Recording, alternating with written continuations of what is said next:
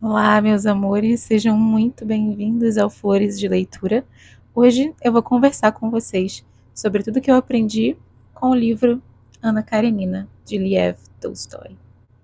Liev. Ai, gente, eu me sinto tão russa.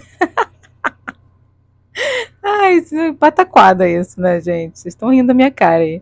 Me sentindo super russa falando nomes russos. Dostoiévski, Tolstói.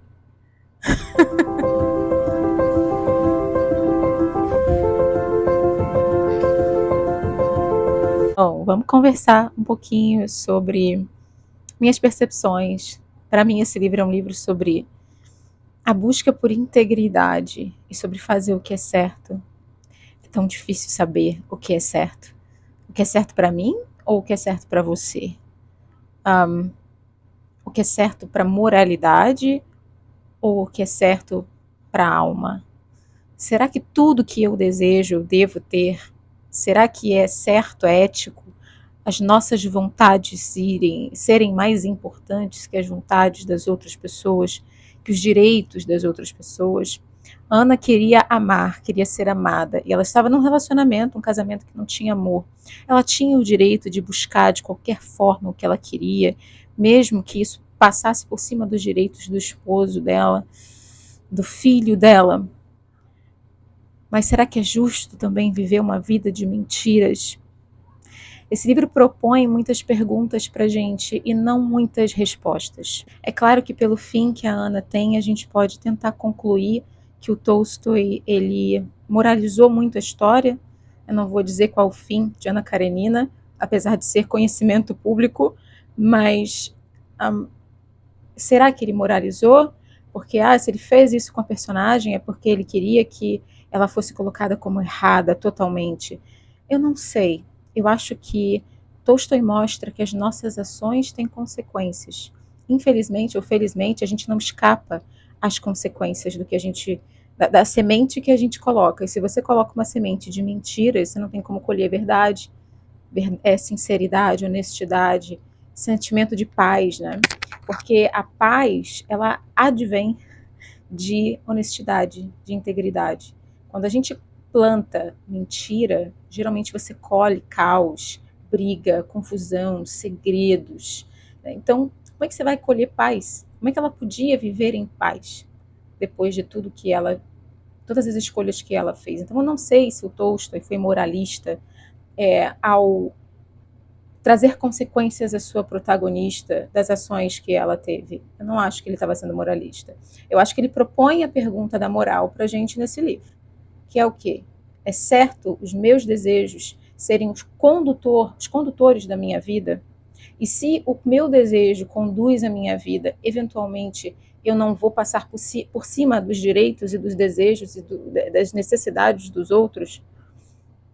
Entendem? Então, assim, eu já estou abrindo esse vídeo, trazendo um questionamento, eu acho, muito filosófico, porque para mim esse é um livro que é quase um tratado sobre hipocrisia, sobre ética, né? Como que eu ajo com ética dentro de um casamento? Como que eu ajo com ética dentro da sociedade, com a minha comunidade, com as pessoas? É justo um homem dar em cima de uma mulher que é casada, como o Vronsky, personagem que faz a duplinha romântica com a Ana, em Ana Karenina, é justo? É ético você dar em cima de uma mulher casada? É ético o irmão da Ana que trai a esposa continuamente e a envergonha publicamente? É, é ético você explorar os seus funcionários, as pessoas que trabalham para você? Isso é uma questão que o Liev, ou Levine, depende depende da edição que você tem. Na minha edição é Levine, tá, gente? O nome do segundo protagonista. A gente tem dois personagens principais aqui, Ana e Levine. Então, Levine vai se questionar o tempo inteiro. Ele é dono de terras. Essas terras todas, será que eu tenho direito a ter toda essa terra sem usar tudo que eu tenho? Será que eu tenho direito a tentar sempre ganhar mais e compartilhar menos? Ele vai ter esses questionamentos íntimos, pessoais, né? Então, a ética é um tema desse livro. A hipocrisia da sociedade também é, Porque você vê as mesmas pessoas que incentivam o comportamento da Ana, depois são aquelas, o comportamento de trair o esposo, que eu quero dizer, né? De só fazer o que se quer, né? De você passar por cima de todo mundo, de beber, enfim, de não ter nenhum tipo de amizade, amorosidade pelas outras pessoas. Ela é incentivada a isso, mas essas mesmas pessoas depois a culpabilizam, a isolam, a rejeitam, fazem uma parte ali ativa do processo de depressão dela quando a isolam socialmente. Mas eles incentivaram aquilo. Então, essa hipocrisia, né? O que é a hipocrisia? Porque a hipocrisia é uma mentira, né? Mas é uma mentira falseada de verdade. E ela geralmente vai implicar que eu falo e faço coisas diferentes. Entende? Por isso que o próprio estado de traição é um estado de desintegração da sua humanidade. Quando você está traindo alguém, você precisa criar duas faces para você. E o ser humano, ele não lida muito bem com isso. Né? É claro que tem pessoas que tiram de letra, não vou dizer que todo mundo tem ética, mas o questionamento aqui é justamente esse, integridade. Para você ter integridade, você tem que viver com verdade. E a hipocrisia é um estado de constante mentira. Eu preciso criar duas faces, aquela que eu mostro, daquela que eu prego e aquela que eu vivo intimamente. Né? Então, por isso que desintegra, exige que você seja um personagem. Né? Então, a pessoa ela entra em dissociação ali dela mesma, né? De quem que ela realmente é. Enfim, abertura intensa, né? Vocês estão entendendo nada. A Marina já começou, nem falou qual é o tema do livro, nem falou qual é a sinopse do livro. Eu tô meio agitada, gente. Já acordei essa quarta-feira de cinzas meio agitada. Vou tomar uma cafezinha aqui. Já acordei assim. Então, essa obra magistral do Tolstói, com mais de 900 páginas, né? A minha edição tem esses 2 volumes, é uma edição da... Eita, que vai cair aqui. É uma edição da Nova Fronteira, e a tradução é do Lúcio Cardoso, gente. Olha que fenomenal. Eu adorei. Eu sei que a tradução aqui é uma tradução secundária, né? Ela vem ali uma tradução do francês, do russo. Então, assim, tá um pouco longe, mas eu amei a tradução. Não me atrapalhou em nada entender a história. Muito obrigada, Lúcio, por me apresentar a história. Agora, é uma edição que, assim, gente, eu acho muito linda. Essa aqui é a edição em que eu queria ler esse livro. Eu esperei muito para ter essa edição. Estava super cara. E acabei ganhando do meu pai, agora ali no finalzinho de 2023, no Natal. Eu falei, pai, você quer me dar um presente? Eu quero a edição. E estava numa promoção, né? Tava saindo de 190 por, acho que 119, né? Então, fiquei feliz, né? Tanto que a primeira coisa que eu fiz esse ano foi ler esse livro. A primeira leitura, as primeiras leituras aí, leitura de janeiro, porque eu estava louca para ler reler Ana Karenina nessa edição. Então, eu preciso dizer, como introdução desse vídeo, que eu li Ana Karenina há muitos anos atrás. Eu tenho 32 anos, vou fazer 33 agora, em março. E eu tinha, acho que uns 21, 22. Então, a gente pode dizer que tem 10 anos aí que eu li Ana Karenina. Uma vida passou e eu reencontrei Ana, não Ana só, mas Levine também. E quando a gente lê a primeira vez esse livro muito jovem, a gente fica muito presa na história da Ana. A gente quer saber o romance. Ai, como a vida dá perspectiva pra gente do que importa na face da Terra. Quando você lê a segunda vez, com mais maturidade, você presta mais atenção nos conflitos políticos que tem aqui, nos conflitos sociais, no conflito da alma humana que está ali o tempo inteiro entre tentações, né? A tentação de você apenas realizar o seu desejo, de você só ver o seu lado, né? Tanto na parte da relação com os trabalhadores ali do Levine, como da relação da Ana com o Vronsky. Tem personagens, gente, verdadeiramente enojantes nesse livro. Mas sempre que a gente topa com um personagem enojante, a gente tem que se perguntar como nós temos um pouco dele na gente. Né? O Blonsky, o irmão da Ana, você vê aquele comportamento de traição, de desleixo com a família. Ele muitas vezes deixa a esposa dele sem dinheiro, sabe? Ele tem vários filhos e ele pega o dinheiro e gasta em festa, em bebida, e não na família dele. Isso nos deixa, nossa, gente do céu, indignadíssima, né? Mas como a gente tem também esse lado na gente? É importante você se perguntar por que um personagem é enojante, porque ele tá refletindo a realidade da humanidade, né?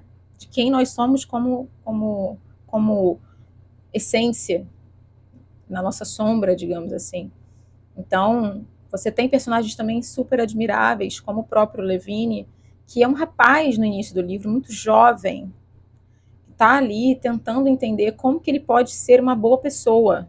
Aí, gente, é tão bonito você ver uma pessoa tão jovem se questionando como ele pode ser bom. É claro que ninguém é anjo. Ele tem a sombra dele, ele pode ser extremamente verborrágico, excessivamente racionalista, ele pensa o tempo inteiro, ele te arrasta, eu comentei isso no meu texto lá no Instagram, ele te arrasta para questionamentos filosóficos, teológicos, né? Quem é Deus? Deus existe? O que Deus quer de mim? Ele tem uma revelação muito bonita com Deus, ele tem um momento íntimo com Deus muito bonito ao longo da história, que eu acho que é muito análoga à própria vida do Tolstói. Esse personagem é muito, eu acho, autobiográfico, né? Então ele vai mostrar também a inquietude da alma humana que o próprio Tolstói tinha. Tolstói era um cristão ali, ortodoxo, extremamente ferrenho, principalmente na última fase da vida dele, que foi quando ele escreveu Ana Karenina, se eu tá tudo certo aqui na minha memória. Então ele vai colocar muito esses questionamentos pessoais que o próprio Tolstói tinha dentro da perspectiva do monólogo interno do Levine. E esses questionamentos, gente, são fundamentais para você existir. A diferença entre você e um animalzinho de Deus é que o animal ele não tem a possibilidade de entender que ele existe. Então, o ser humano precisa buscar consciência, ele precisa buscar desenvolver a sua consciência, quem sou eu, quem é o outro. Se eu me reconheço como alguém que tem direitos, eu tenho que reconhecer o outro também como alguém que tem direitos, porque ele é igual a mim. Somos dois humanos aqui, entende? Então, esses questionamentos, eles são fundamentais para você ser um ser que sabe que existe na vida. Então você vai vendo o Levine indo para esse perfil, né, de se questionar, se querer crescer, querer expandir, né, como homem, como pessoa, e ao mesmo tempo que a Ana, ela está fazendo o contrário. Ela está se diminuindo aos seus desejos básicos, não questionar nada, não tentar ganhar. É o contrário, enquanto ele busca ganhar consciência, a Ana quer se perder da consciência. Ela quer escapar de qualquer ideia que ela pode ter do que é certo e errado, do que é bom, do que é belo, do que é justo, enfim. Chegamos ao derradeiro momento em que ela nota que as escolhas que ela fez apenas esvaziaram ela. Eu acho que fica aqui, para nós, pessoas que estamos aí para amar, né, para se apaixonar, como um bom relacionamento nos preenche e como um mau relacionamento nos esvazia. Uma pessoa que não gosta da gente, ou uma pessoa que simplesmente não traz nada de bom para nós, uma pessoa que esvazia, você se sente menos com ela, ou ela te faz menos. E é exatamente o que acontece com a Ana. Não vou dizer que o nosso papel como leitor é julgar a personagem como se ela estivesse em um juízo, matem a adúltera. Não é isso. Mas é aprender com ela. E como o caminho da integridade e da verdade doa a ela quem doer, no caso, por exemplo, ela tem a oportunidade de se divorciar, ela não se divorcia. Por quê? A impressão que você tem com a Ana é que ela estava sempre se auto-sabotando de muitas formas. Né? Ela tinha um pouco de medo de ficar sem o apoio do marido, né? Totalmente. Então ela fica muitas vezes nesse limbo, que também é um lugar onde a gente não deve estar. Ou você fica de um lado, ou você fica do outro. Né? Ou você toma uma atitude, ou você, né? Porque é o que eu falei, você se divide em dois. Se você se torna uma adúltera ou um adúltero, um homem que trai sua esposa, uma mulher que trai o seu marido. E é claro, ali o julgamento para a mulher é muito mais incisivo do que para o homem. Todo mundo sabe que o Oblonsky trai, né? E ninguém julga o Oblonsky, né? Assim, publicamente. As pessoas sabem que ele não vale nada, mas ele não paga por isso. E a mulher paga. Então ainda tem essa consequência que envolve toda uma estrutura pública, política, social, em que ela está ali muito mais exposta que ele. Então eu acho que a personagem ela não existe para a gente julgar, é para nós entendermos como nós vivenciamos a Ana na nossa vida. Eu até falei isso no meu texto. Para mim, Ana e Levine são partes de nós humanos. Nós temos os dois lados. O lado que se questiona, que busca Deus, que busca a vida, que busca a verdade, né? E o lado que busca seus próprios desejos, a sua saciedade, que nunca parece saciada, né? E é exatamente como você transita entre essas duas ideias, entre esses dois eus, digamos assim, que decide as nossas atitudes e as consequências que a gente tem em relação a elas. Então, eu acho esse livro sensacional para você dar. Não tem problema de botar para uma adolescente ler. É uma leitura super fluida. O Tolstói, ele escrevia novelão, gente.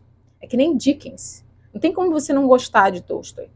Porque ele permite ao leitor gostar. Tem autores que eles não querem que você goste do livro deles. Eles querem tornar o mais difícil.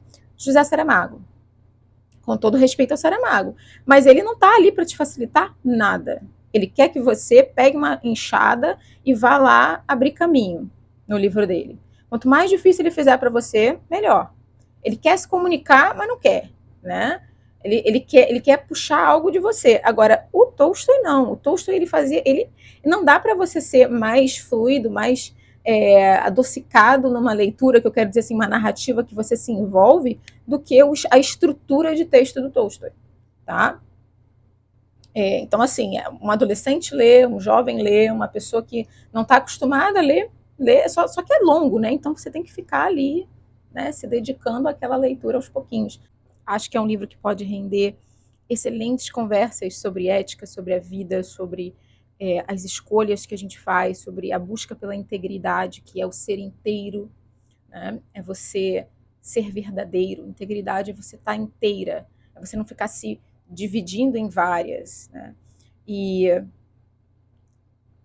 podemos falar sobre culpa também, podemos falar sobre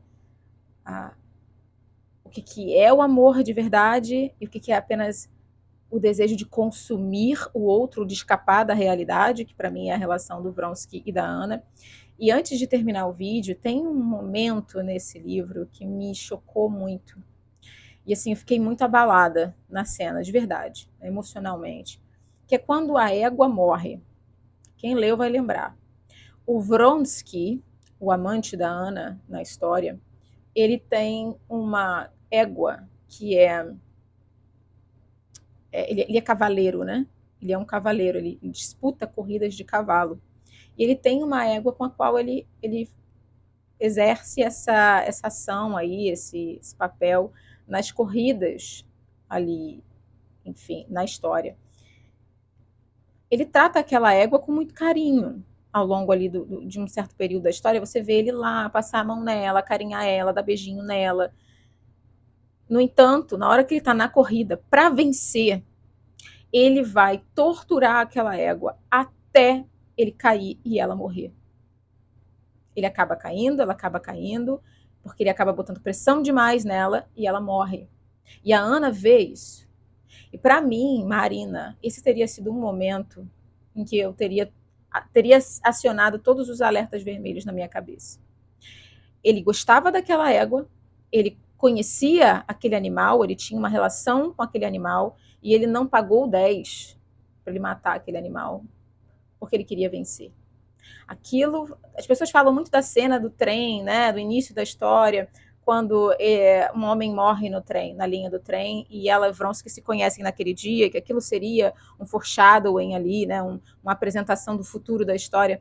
Mas para mim, o futuro está na cena em que o Vronsky mata a égua dele, de corrida dele, por causa da vontade, do ego, que foi exatamente a razão pela qual ele perseguiu a Ana na história.